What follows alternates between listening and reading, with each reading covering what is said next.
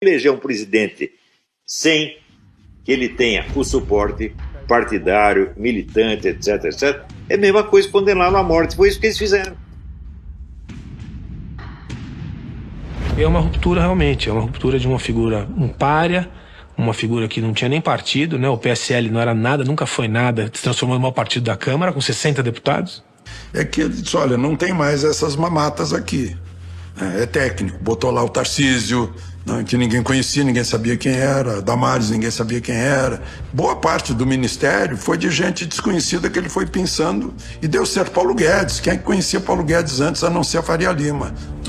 Eu digo que o governo Bolsonaro foi como um portal que foi aberto e a gente pôde ver o Brasil, o desemprego caindo, violência caindo, né?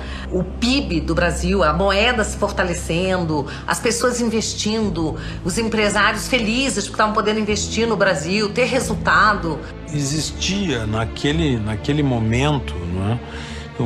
Um sentimento de transformação do Brasil, e o Bolsonaro era, de certa maneira, o herói que venceu o PT.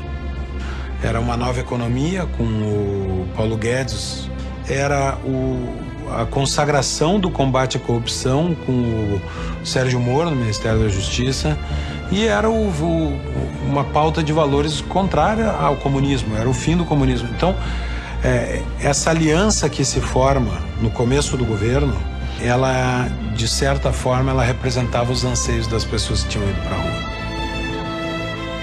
Nenhum observador atento se surpreenderia com a vitória de Bolsonaro ao ver o tamanho das manifestações de apoio popular.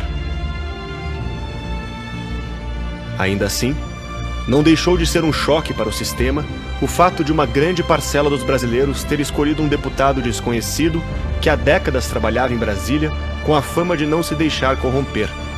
Falando sobre os votos comprados durante o mensalão, o então ministro Joaquim Barbosa disse na época: os líderes dos 4 partidos cujos principais parlamentares receberam recursos em espécie do PT orientaram as suas bancadas a aprovar o projeto, que foi encaminhado pelo governo. Somente o senhor Jair Bolsonaro, do PTB, votou contra a aprovação da referida lei. Todos os demais votaram no sentido orientado pelo líder do governo e do Partido dos Trabalhadores na Câmara dos Deputados. Muitos dos líderes da nova direita brasileira acabaram tropeçando naquele deputado que parecia ter surgido de uma hora para outra, monopolizando as atenções. Estavam plantadas as sementes de um período turbulento de disputa, acusações e rupturas. Nós estudamos os diversos aspectos do conhecimento humano através de oposições.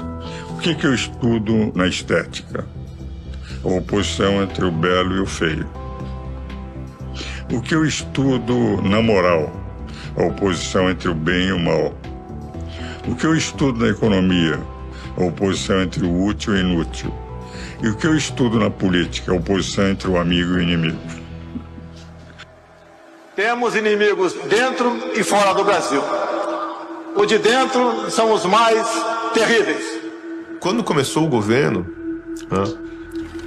eu já suspeitava assim, que a formação básica do governo, né, seria muito problemática. E eu acho assim, que ela não daria certo. Né? Eu já achava assim, lá no começo, eu falei, cara, isso aqui em 6 meses vai rachar. A não ser que o Bolsonaro, que eu acho que ele teve há algum tempo, tivesse uma maestria muito grande, né, para equilibrar aqueles grupos muito diferentes que compunham o governo, que eram basicamente 3 correntes, né, ou 4, né, que eram assim, as Forças Armadas, óbvio, né, positivismo militar, né, conservadores, assim, né, mais ligados ao Olavo, cristãos, né, os liberais, ali da turma do Paulo Guedes, né, com uma visão de Estado obviamente conflitante com a visão dos militares, e evangélicos. Então eu achava que essa mistura aí podia... cara, isso aí vai dar errado em algum momento. Essas pessoas que estavam muito juntinhas, muito parecidas, pensando hoje, cada uma se distanciou. Nenhum propriamente é um esquerdista, um marxista, longe disso, mas houve realmente uma fragmentação do pensamento, mesmo dentro do liberalismo ou dentro do conservadorismo, né? Uma opção de gente também que era mais seguidor do Olavo, deixou de ser, por exemplo. Você tem um movimento de direita surgindo, você tem esse movimento ficando mais popular. Algumas pessoas que nem sabem direito o que é direita e esquerda vão se posicionar como conservadores ou até mesmo como liberais para surfar nessa onda, para depois, na primeira oportunidade, pular fora, né, seguir um outro caminho. Havia em 2018 digamos assim, a única convergência, acho que era: precisamos impedir que o candidato do PT se eleja. Isso foi feito. Aí, essas diferenças, elas apareceram de forma pública, mas elas já existiam. E aí esses grupos começaram a fazer críticas. Grupos que quase não se dialogam e com outros até que se descaracterizaram ao longo do tempo, né? Há grupos que começam em 2014, 2015 como claramente de direita, alguns até com pautas claramente conservadoras, e ao longo do tempo, com a ascensão do Bolsonaro, vão se opondo ao governo Bolsonaro de tal forma que chegam a se aliar com a esquerda e abrir mão de diversos valores. Esse é o caso, por exemplo, do MBL, movimento do qual eu participei.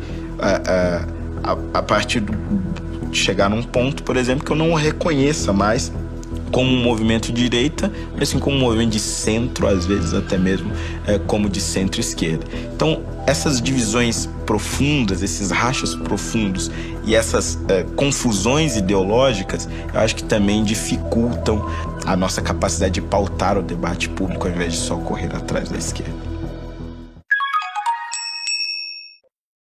Uai, seu app de vídeos curtos.